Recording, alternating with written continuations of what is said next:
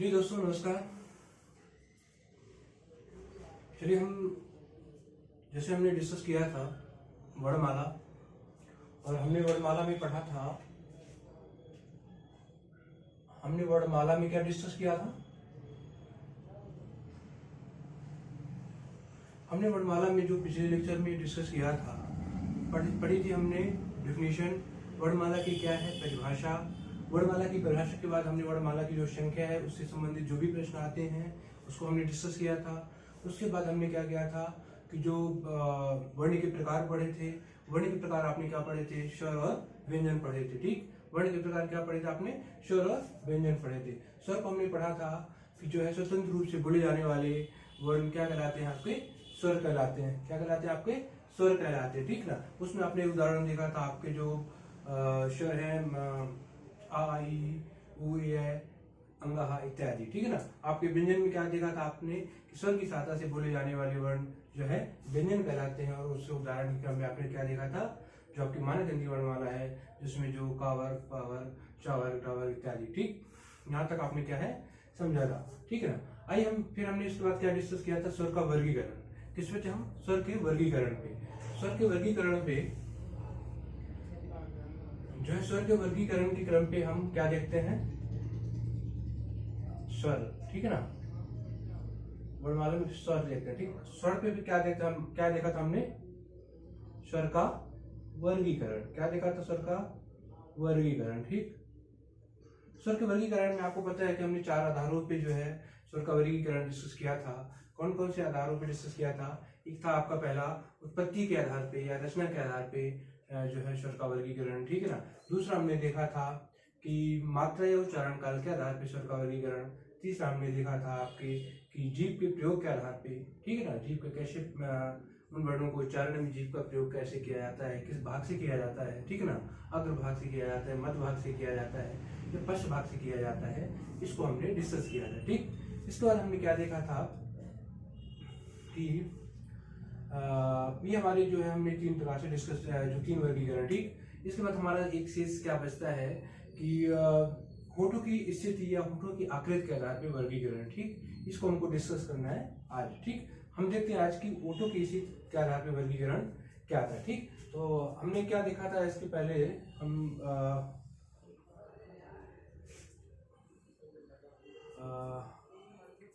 हमने क्या देखा था कि उत्पत्ति,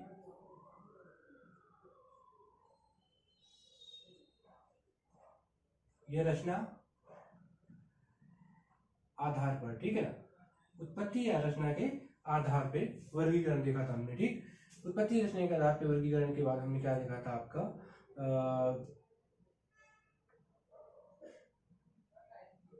मात्रा या उच्चारण, मात्रा या उच्चारण काल के आधार पर, मात्रा या उच्चारण काल के आधार पर स्वरों का वर्गीकरण। ठीक है ना। मात्रा या उच्चारण काल के आधार पर, मात्रा या उच्चारण काल के आधार पर। ठीक, फिर इसके बाद हमने क्या देखा था? फिर इसके बाद हमने देखा था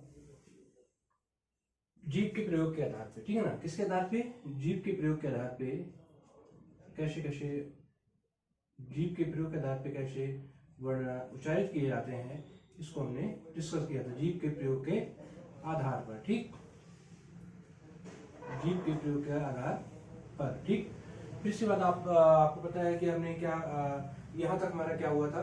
जो 3 आधारों पे हमने डिस्कस किया था। फिर हमारा शेष क्या बचता था? आपका होठों की स्थिति, होठों की स्थिति, होठों की स्थिति या आकृति के आधार पर। ठीक है ना। किसके आधार पर? होठों की स्थिति आकृति के आधार पर। ठीक, होठों की स्थिति आकृति के आधार पर एक क्या बचता है? हवा के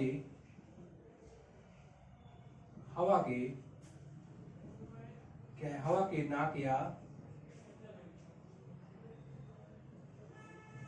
नाक या मुंह से निकलने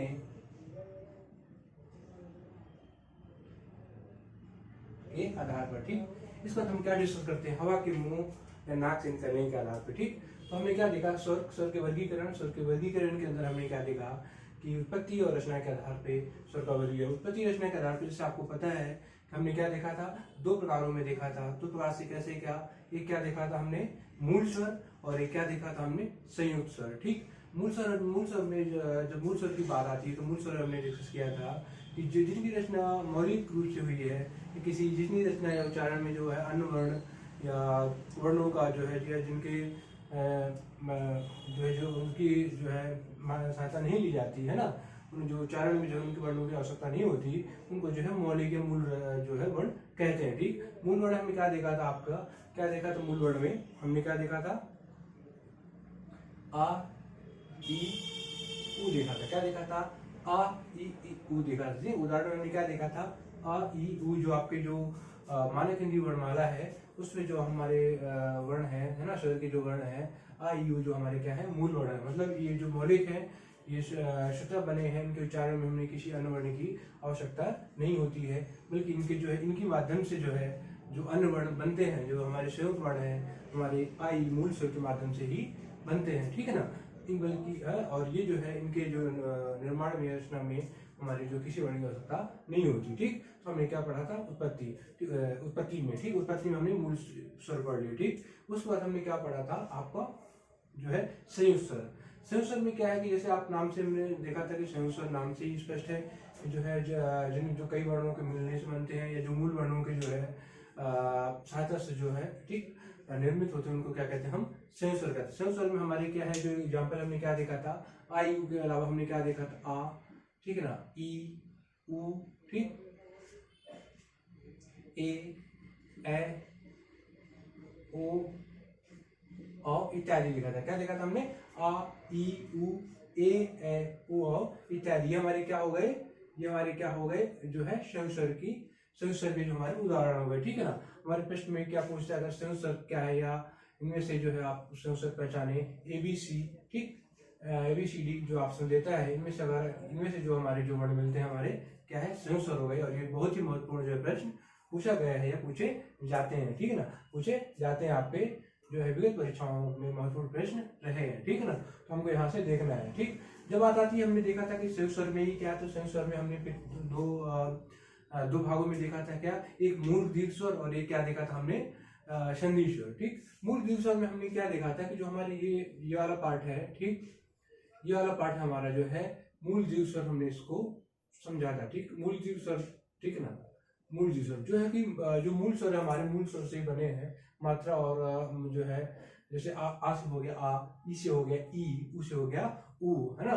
तो जो मूल स्वर की सहायता से, जैसे आप नाम से स्पष्ट है कि मूल दीर्घ स्वर, मात्रा लगा के जो दीर्घ ना इसको दीर्घ का जो उच्चारण होता है, हमारी क्या हो गई, मूल दीर्घ स्वर। ठीक, इसे हमने क्या देखा था, आपके जो है संधि स्वर।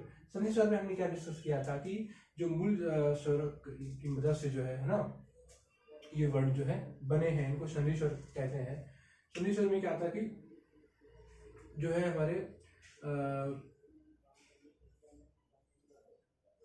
जो है जैसे ये, इसको सजाती स्वर भी हमने पढ़ा था। एक नाम क्या है इसका, सजाती, ठीक है ना।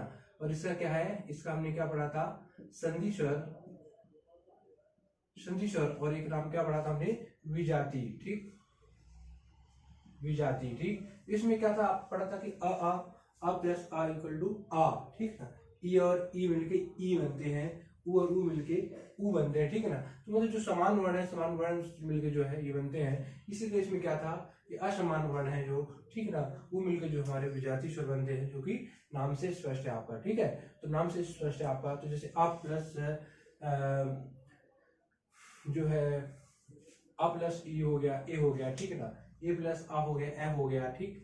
इसी तरह हमारा जो आ प्लस ऊ हो गया, ओ हो गया, और ओ प्लस आ हो गया, अ हो गया, ठीक है ना।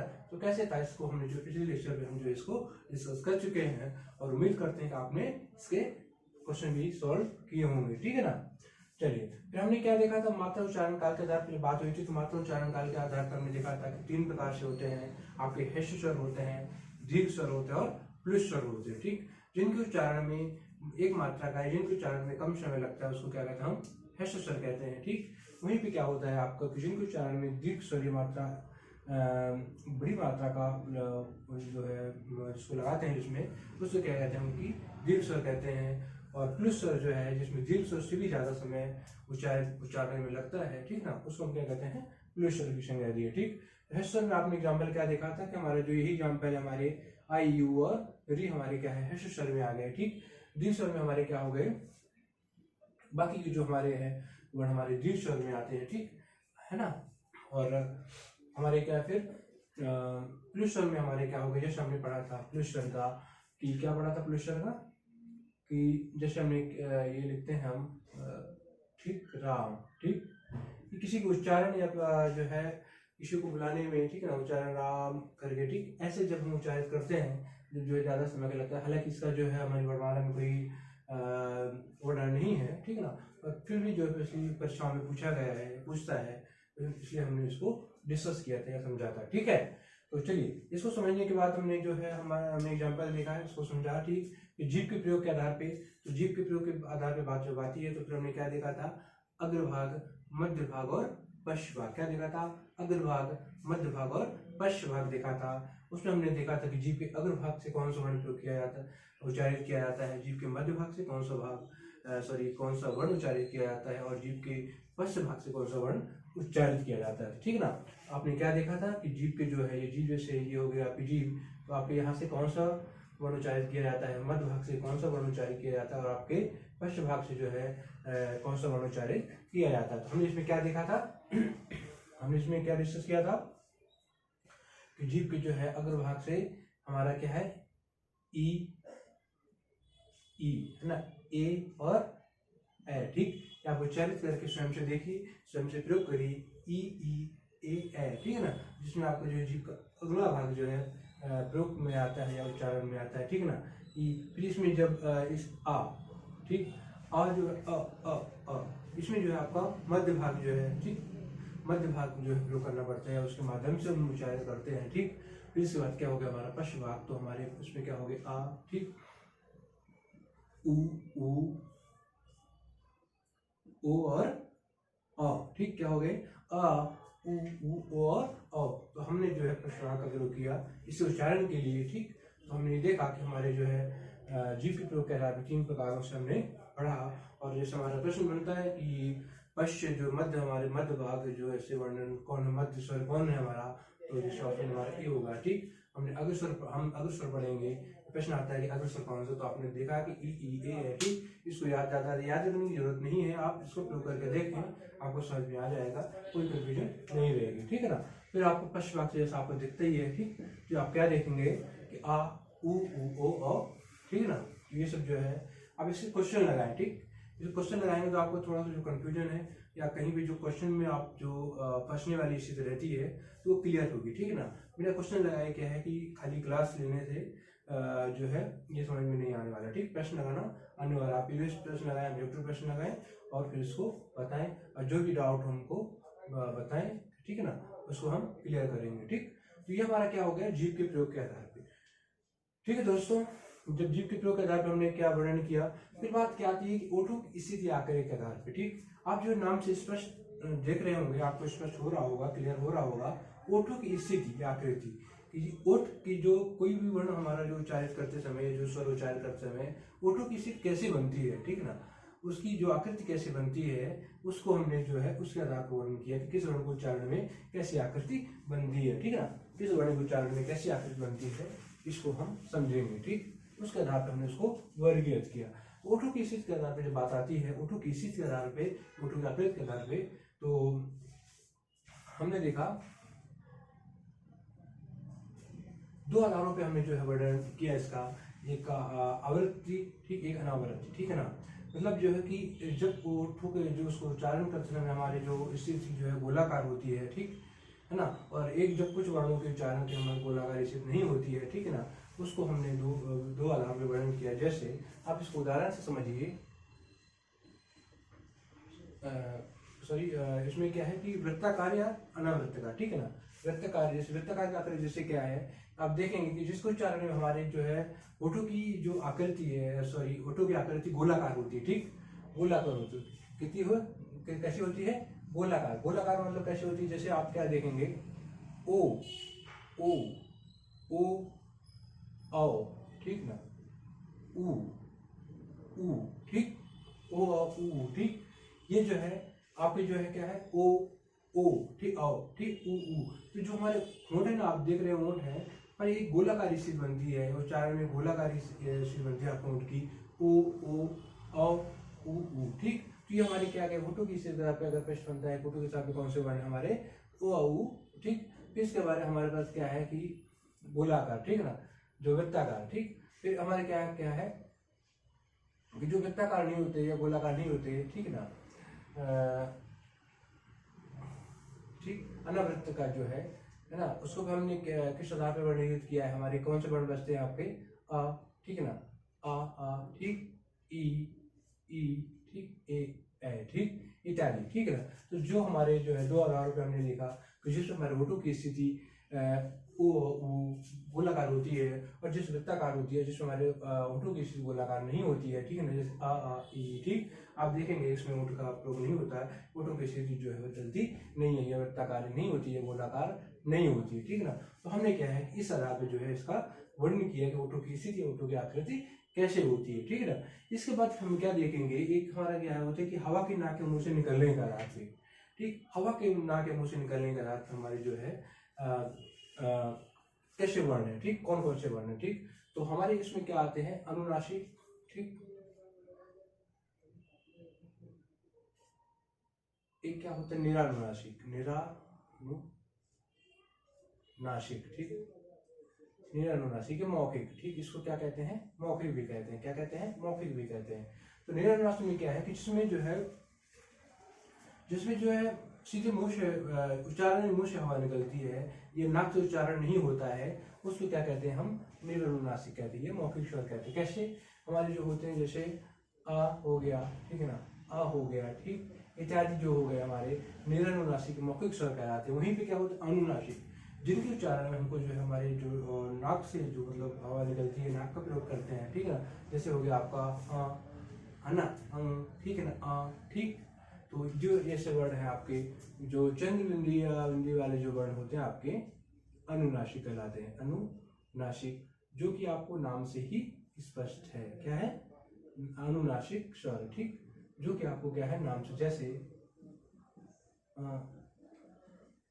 ठीक है ना, या ठीक, ये आपके जो वर्ड हो गए, ठीक, ये हमारे क्या हो गए अनुनासिक स्वर हो गए, क्या हो गए हमारे अनुनासिक स्वर हो गए, ठीक,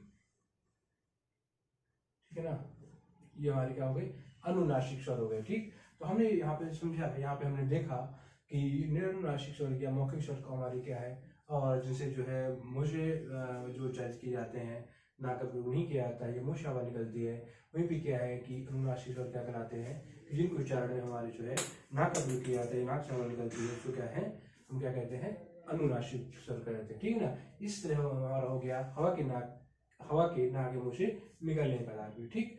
तो दोस्तों हमने क्या देखा कि जो है देखिए इसमें क्या है कि आपका जो महत्वपूर्ण जो है ना, ये चार इंपॉर्टेंट है, ठीक, इनका तो जो है ऐसा कुछ हमारे स्वर में आप देखते ही हैं कि है ना, ये नहीं है, ठीक है। बाकी अंग जो होते हैं तो हमारे अयोग होते हैं, ठीक ना।